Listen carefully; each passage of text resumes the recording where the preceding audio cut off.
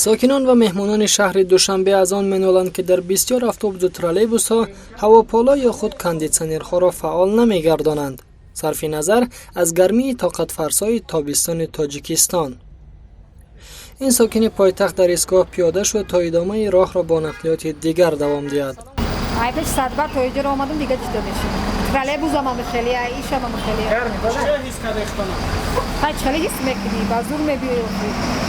نبوده کانسلر گریان کوفی. میگه نداریم ندارم چی نپرسیدم هم بود. دویم هم خلال ترالیبوس 5 تا میشیم ایوای بدتره. چیکار کنیم؟ میخوایم که نگاه کنن همین نشد همین 5 فقط ترالیبوس به همین کاندیسنر. اسمت الله عبداللهیف اکثر وقت از خدمت رسانی نقلیات جمعیتی استفاده می کند و میگوید گرمی داخل اتوبوس ها نگران کننده است. هوا گرم است. اون تریزه ها را میکشند به هر حال هوای بیرون هم گرم است. شمال گرم درونی اتوبوس می‌دارد. در این فصل اگر که کاندیسنرها کار نکنند بسیار هم برای شهروندان مشکل می شود. در بالای این باز اتوبوس ها که بسیار آدم دارند، یعنی بسیار آدم میگیرند، بسیار مسافر میگیرند و باز موج دوباره کرونا ویروس است. راننده ها خاموش بودن کاندیسنرها را با نقصان های تکنیکی ربط میدهند. کاندیسنرها چی بگیرون نمیکنه که؟ کاندیسنر باشه دیگر روزا گیرون میکنه که همه چیزا.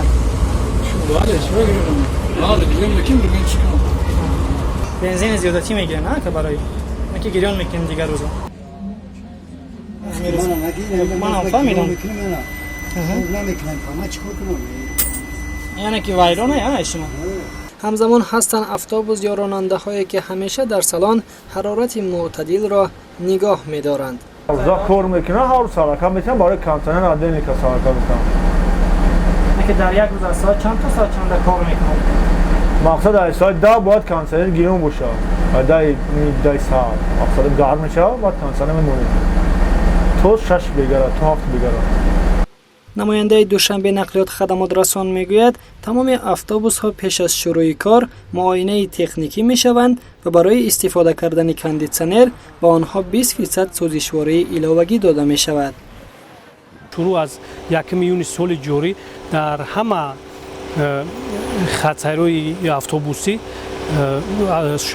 مقدار ضروری سوزشواری برای استفاده بردن تجهیزات خنک‌دهنده داده شده است. مشکلی بالا ذکر نه تنها در اتوبوس و ترالیبوس ها بلکه در بعضی تاکسی ها نیز به چشم میخورد. مسافران میگویند تا از راننده خواهش نکنه آنها کاندیسنر را فعال نمیگردانند. نماینده رخش تاکسی میگوید نه همه مشتریان کاندیسنر را میپسندند. از این رو به گفته او خوب میشد هنگام فرمایش مشتری علاهیده فعال یا خاموش بودن این اسباب را تاکید میکرد.